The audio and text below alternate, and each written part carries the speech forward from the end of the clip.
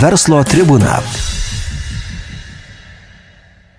Su jumis Verslo tribūna, šios laidos partneris Mobile Heavy Machinery, o mūsų studijoje Mobile Heavy Machinery serviso vadovas Paulius Meškelis. Sveiki, Pauliau. Sveiki. Mintis buvo tokia, reabilituoti mechaniko profesiją, ar ne? Taip. Kalbėsim būtent apie tai, apie apskritai daug turbūt profesijų Lietuvoje vertėtų reabilituoti tą darbininko paties profesiją, va tokia žmogaus, kuris daro kažkokį darbą ne be universitetinio išsilavinimo. Ir iš tikrųjų dabar jau į tas profesinės mokyklas netgi žmonės sugrįžta po universitetų su diplomais ir su magistrų diplomais. Tai matyt, kažkiek požiūris galbūt keičiasi, bet vis dėlto nėra toks iki galo. Mes ne visada suprantam, ką tas žmogus daro, ko jis vertas ir kas apskritai, kas yra tas mechanikas, kaip atrodo profesija? Šiandieninis mechanikas iš tikrųjų yra labai smarkiai pasikeitęs galbūt nuo to tokio stereotipinio mechaniko. Šiandien mechanikas apima labai daug ir labai daug sudėtingų sričių. Ir čia yra labai plačios galimybės ir reikalingi žmonės, kurie plačiai masto ir gilinasi į įvairias sudėtingas sistemas. Tai tas mechanikas šiai dienai vadinamas toks universalus karys, vadinkim, kuris geba tiek elektrą išmanyti, tiek diagnostikas, mechaninius dalykus visus. Tai yra plati visai kita profesija. Tai va, daugelis tos profesijos, sakysim, nesugeba įvertinti tinkamai ir vieniem atrodo, kad tai yra per prasta arba ne perspektyvi, kitiem per daug sudėtinga. Tai vėlgi ne kiekvienas gali šioje srityje tapti tuo, vadinkim, profesionalu, nes reikia iš tikrųjų be galo daug mokytis. Ir tos žinios, kurias įgyja, jas turi galėti panaudoti toj pačioj darbo aplinkoje. Taigi mechanikas visai kitoks, negu jisai buvo anksčiau. Daug mokytis, kuria prasme? Ko mokytis? Geometrijos? Ne. Inžinerijos? Realiai tai yra inžinerijos, todėl kad technika šiuolaikinė sudaro daug skirtingų, sakysim, technologinių dalykų. Tai mechanikas turi suprasti tiek elektrą puikiai, tiek hidrauliką ir gebėti visus šitos dalykus apjungti į vieną sistemą, nes šiandien visa tai yra realiai junginys daugelio sistemų. Tai šiuolaikinės mašinos jos jau atlieka tam tikras automatizuotas funkcijas, kur turi suprasti tą pačią logiką, principus veikimo. Tai tokie dalykai yra pagrindiniai. Jūsų įmonė specializuojasi su tom didelėm mašinom, ar ne? Ta didelė technikas, tai ir statybinė, ir pati įvairiausia, turbūt tai vėlgi labai specifika, nes viena ten automobilio mechanikas, ar ne, kur lengvojo kokio nors automobilio, kita, kur tu dirbi dideliuose, su dideliais objektais, su dideliais, nežinau, įrenginiais. Kaip tai atrodo jūsų darbe? Iš tikrųjų, mūsų darbe technika yra didelė ir daug kam kelia tai didžiulę nuostabą. Ir ypač jau atėjusiems naujiems darbuotojams, kurie pamato dydį, tai ko gero didžiausia baimė yra vien gabaritai. Tai ta technika pas mus yra labai įvairi. Mes turime ir labai nedidelių, kurios prilygsta tam pačiam lengvajam automobiliui, ir turime be galo didelių, kur yra kranai uostuose, kur dydis yra visiškai kitas. Bet tas mechanikas pas jūs, ar jisai ir vairuoja, valdo tą techniką, ar jisai tik aptarnauja? Kaip tas atrodo? Mes apmokome mechanikus ir valdyti, tai yra nevaldyti profesionaliai atliekant kažkokius tai krovos darbus, bet valdyti tam, kad galėtume patikrinti technikos pačios veikimo funkcijas. Nes išbandyti, ar ne? Taip, mes atliekam apžiūrą, patikras, saugos patikras, kurios yra privalomas tų pačių gamintojų, tai tokiam patikrinimam mašinos valdymas yra būtinas. Apskritai, tai, ką jūs darot, tai būtent priežiūra šitų visų automobilių?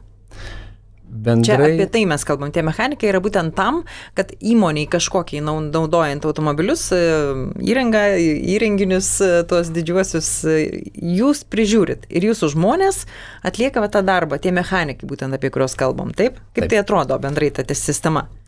Mes atliekame, naujai technikai atliekame priežiūrą ir yra garantinį aptarnavimą. Technikai, kuri jau yra po garantinio, atliekame tiesiog bendrąją priežiūrą. Tai reiškia, remontuojame, atliekame aptarnavimus, atliekame visokiausius atnaujinimus įrangos, nes gamintojas pastoviai naujina įrangą ir mes turim tiek programinius atnaujinimus padaryti, kad technika veiktų patikimai ir saugiai. Mhm. Ir ta technika, jinai, sakykime, naudojama gali būti bet kur, aš suprantu, ten ir statybinė. Galit plačiau šiek tiek papasakokit, ką jūs aprėpat, kokia jūsų technika dirba kur?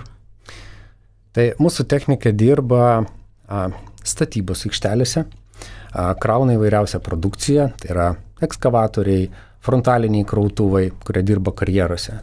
Taip pat šitą įrangą dirba ir statybose atlieka griuvimo įvairiausius darbus. Tuomet turime tose pačiose karjeruose naudojamas technikos tokios kaip dulkių slopinimo sistemos, plovyklos įvairiausių sunkvežimių ir galiausiai turime perdirbėme naudojamas mašinas, kurios atlieka tam tikrus krovos darbus, rūšiuoja medžiagas, bei uostuose kranai, kurie atlieka laivų krovos darbus ir panašiai. Kitaip sakant, sąlygos yra labai sudėtingos darbo, tokios, pavyzdžiui, ir statybos, ir griovimo, ir laivai, ir atsakingos labai. Taip, jos yra atsakingos, jo suprantama, kad dirbant su tokia technika klientui reikalingas ypatingas dėmesys ir reakcija. Todėl, kad sustojus dideliai technikai, atitinkamai atsiranda labai didelės prastovos. Tai mūsų tikslas yra užtikrinti, ne tik remontuoti, bet ir užtikrinti savalaikę priežiūrą, kad klientas turėtų kuo mažesnį kiekį prastovų. Tai reiškia, mes ne tik dirbame aikštelėje pas klientą atvykę, bet mes dar dirbame ir nuotoliniu būdu.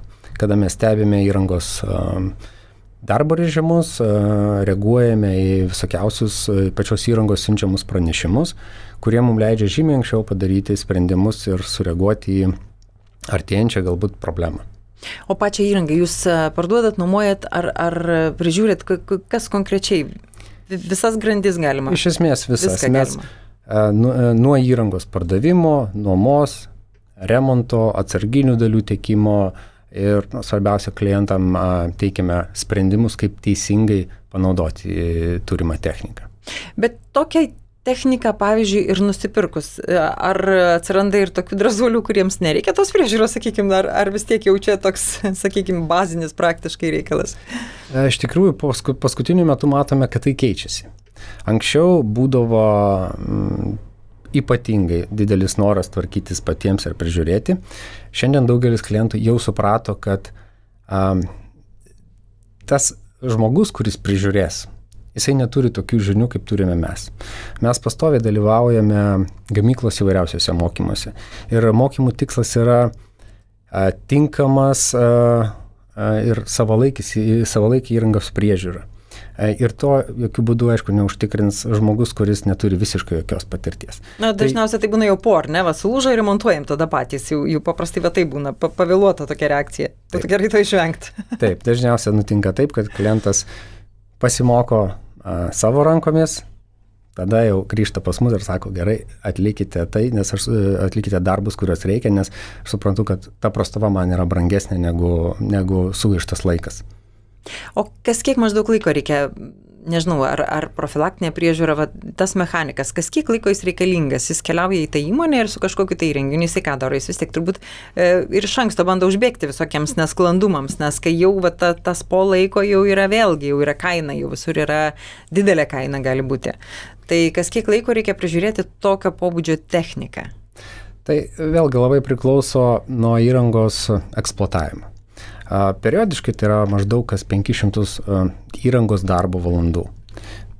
Tai labai priklauso, kiek pats klientas dirba, kiek jinai yra apkrauta, nes vieni turi kelias pamainas, kiti dirba vieną pamainą, treti gali dirbti tik tai retkarčiais. Kartais, taip. Taip.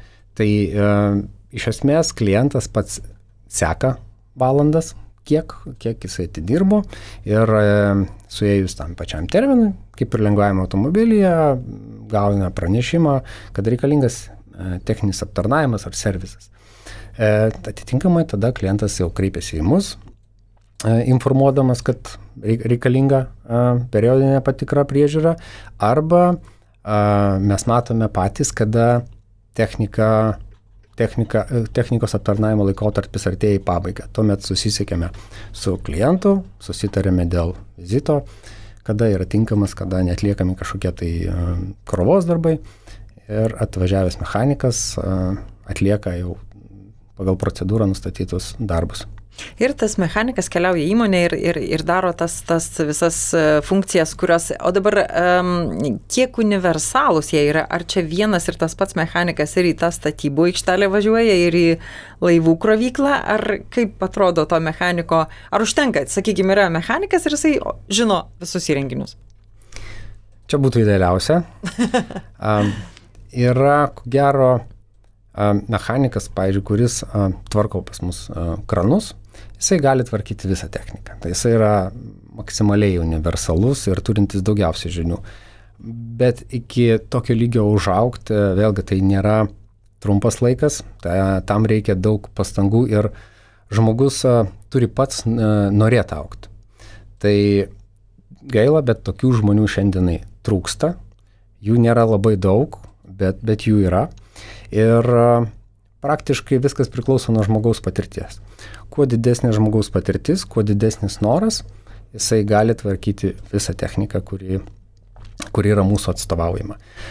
Bet dėl pačios specifikos mes patys po to pradedame skirstyti, kad jeigu jau turi gebėjimų su tokia sudėtinga technika kaip kranai dirbti, tai geriau specializuotis būtent toje srityje ir plėsti savo žinias tam, kad taptum dar didesnis profesionalas ir specialistas savo srities. Taigi tas toks profiliavimas jis yra ir pagrindė mes skirstome kranų priežiūros meistras ir visos kitos technikos priežiūros meistrai. Tai yra paprastesnė truputėlį, bet taip pat galbūt paprastesnė dydžių, bet ne pačiu sudėtingumu technika. Tai turime tokį pasiskirstimą. O kaip tapti mechaniku? Jų trūksta, ar ne? Tai iš kažkur jie turi atsirasti. Ar tai paprastai žmonės eina, nežinau, jauni žmonės, kurie eina į profesinę mokyklą, mokosi ir jau ateina tampa mechaniku, ar tiesiog iš kažkur kitur, kuri kažkokia artimas rytis, dar kažkaip, kaip juo tampama dažniausiai? Kas pas jūs ateina? Pas mus, iš tikrųjų, yra ir amžius, kada galima tokioj srity dirbti. Nes jau esame pastebėję, kad jeigu tik baigia mokslus, kad ir techninius, jaunimas dar tiesiog neturi tokios gyvenimiškos patirties, kad galėtų eiti su pakankamai tokia sudėtinga technika dirbti. Bet ties kokiais virš 25 metų, kada jau yra pabandę, kada jau turi supratimą apie tai, kas tai yra technika, tada atėjusiam tokiam žmonėm labai puikiai sekasi. Bet, kaip ir minėjau, pagrindas yra noras. Technika turi būti tas dalykas, kuris veža, nes kai tu darai darbą, kuris tau nepatinka, bet koks jisai nebus mielas ir jame nesiseks. Taigi, turi mylėti tą darbą ir norėti būti specialistu. O čia vis dėlto, jeigu nesiseka, tai toks, aš įsivaizduoju, kad sudėtingi, ta prasme, pavojinga tiesiog, jeigu iš tikrųjų su tokia technika, paskui jeigu kažkas nutiktų, tai yra tikrai labai didelė atsakomybė to mechaniko. Taip, pas mus yra ir integracijos to pačio mechaniko įmonė įvedimas tam, kad tų tokių baimių būtų kuo mažiau, todėl kad... Jo, nes šiaip tai baisoka, ateini kranas, ar ne? Tai iš vienos pusės labai gąsdina, kad tai yra kranas, iš kitos pusės gąsdina krano kainą. Tai, kas bus, jei sulaužysiu, taip? Taip, per tai persilaužti irgi reikia, bet visą tai įmanoma. Taip. Ir kaip? Gali ateiti žmogus, kuris neturi tokio darbo patirties, jisai, kaip sakot, įdomu, technika veža, ar ne? Bet aš ten galbūt dirbau, nežinau, kasininkų parduotuviai, bet visą gyvenimą vežia techniką. Galima taip, ar vis dėlto jau reikia kažkokio bazinio pasiruošimo prieš ateinant? Galbūt kasininkų dirbus visą gyvenimą technika nedomins tiek. Bet tie, kurie ateina kaip turėdami kažkokių tai techninių žinių, kurie tvarkosi patys automobilius, remontuoja ten savo, ten tiek draugų, kuriam technika yra labai artimas dalykas, tai jiem galimybės yra iš tikrųjų didelės. Kaip ir minėjau... Ta prasme, diplomo nebūtinai atsinešti kažkokio? Diplomas yra nebūtinas, žiūrint iš tos pusės, kad gali ir su diplomu, neturėdamas noro, nieko nepasieksi. Taip. Tai didžioji dalis iš tikrųjų darbuotojų, kurie pas mus dirba ir kurie užaugo, jie turi diplomus, turi tą techninį supratimą, kuris nuo jaunystės ėjo kartu su jais, bet turi dar daugiau norų. Tai vat, būtent tas noras juos ir vedė ir užaugo tai specialistais, kokiais jie yra šiandien. Turbūt ir jūs į kažkokius mokymus siunčia, turite tikriausiai kažkokią sistemą, kuri ugdo. Taip, mes turime tos pačius mokymus iš gamintojų pusės. Gamintojai taip pat labai siekia, kad prižiūrintys jų įrangą meistrai būtų aukščiausios kvalifikacijos. Todėl jie organizuoja kiekvienais metais mokymus ir į tos mokymus mes siunčiame savo specialistus, kurie matome, kad tikrai auga, kad jiem tas sritis yra įdomi. Kiek turit jūs žmonių, kurie dirba šitoj srityje? Kiek tų mechanikų? Šiai dienai turime 10 mechanikų. O kiek reiktų? Reikėtų visą laiką daugiau. Ta prasme, galimybės yra.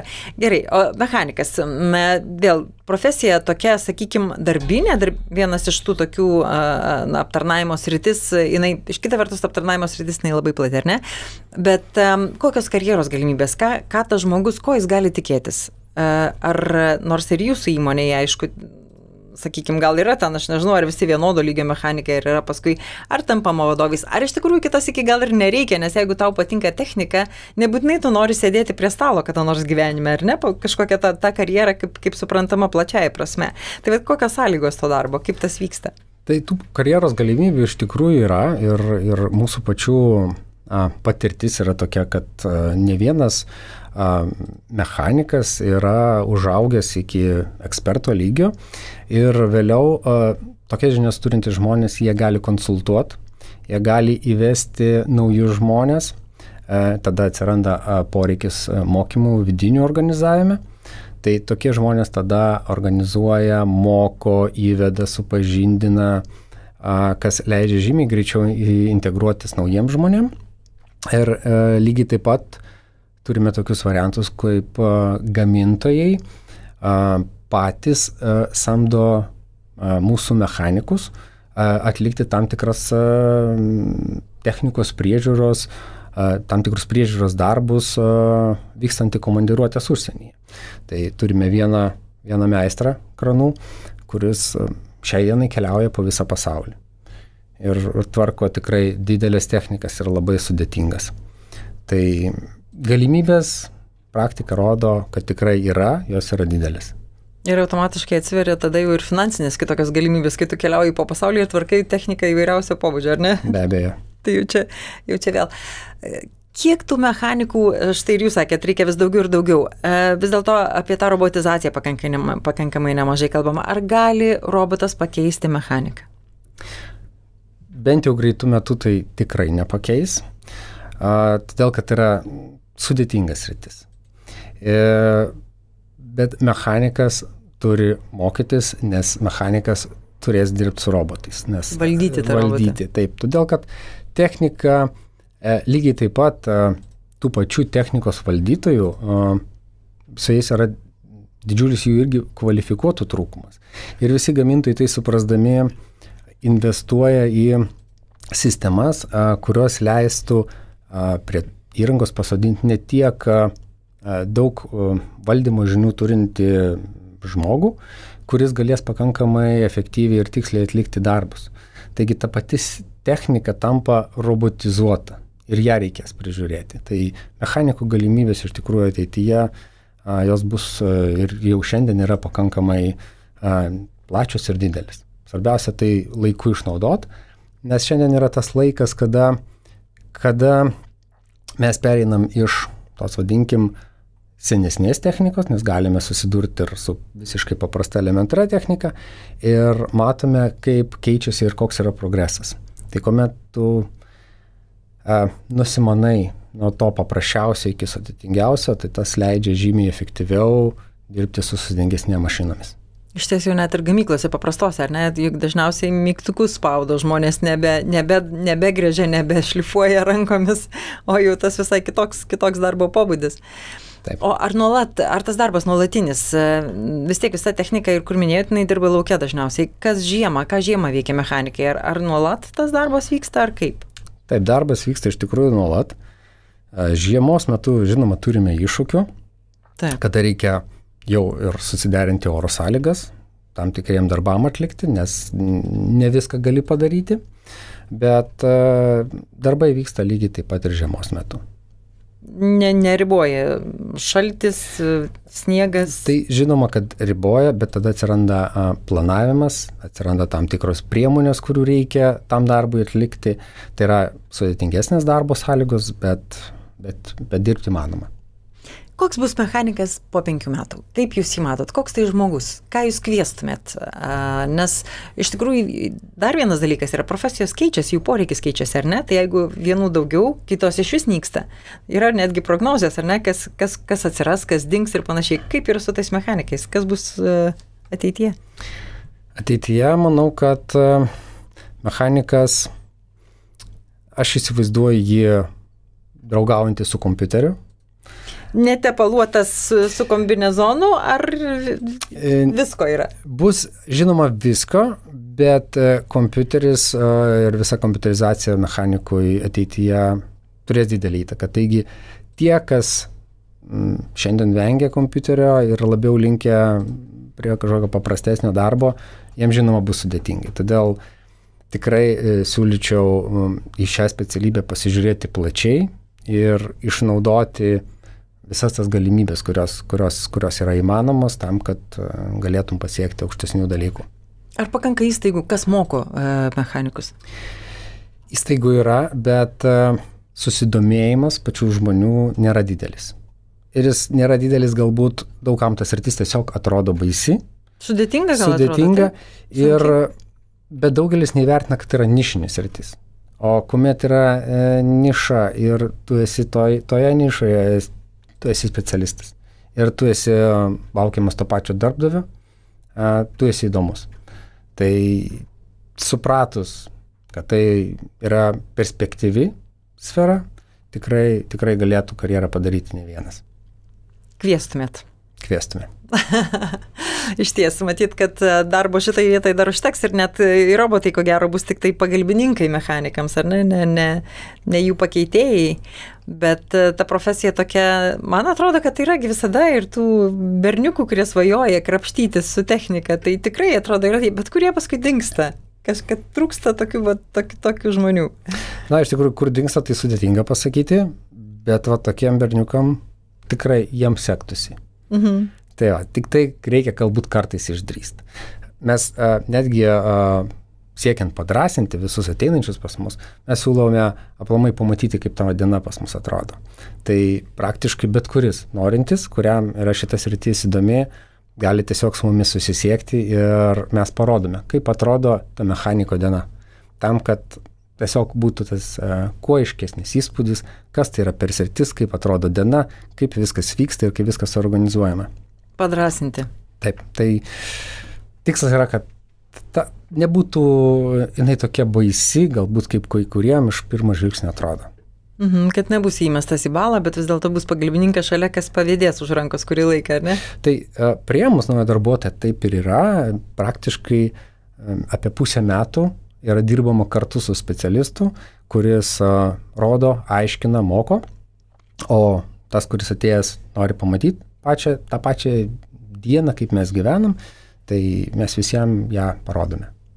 Ir tokiu būdu irgi galima reabilituoti mechaniko profesiją. Jeigu kam nors įdomu, tai iš ties vertėtų pabandyti ir pasižiūrėti, kas iš tikrųjų yra mechanika šiandien, ar ne? Būtent rekomenduoju visiems, kurie iš tikrųjų nori, bet dar nedrįsta, tiesiog ateit, pamatyti, susipažinti ir tada bus galima bent jau išvadas padaryti. Ar tai yra tas sritis, kur norėtum augti ir tobulėti, ar visgi reikia ieškoti kitur savęs. Pasimatuoti visada yra gerai. Taip. Ačiū Jums už pokalbį, Pauliau. Verslo tribūnoje verslo žinių studijoje viešėjo Mobile Heavy Machinery serviso vadovas Paulius Meškelė, o mes kalbėjome apie mechaniko profesiją. Dėkui Jums už pokalbį. Dėkui. Ir verslo tribūnos partneris Mobile Heavy Machinery. Ačiū.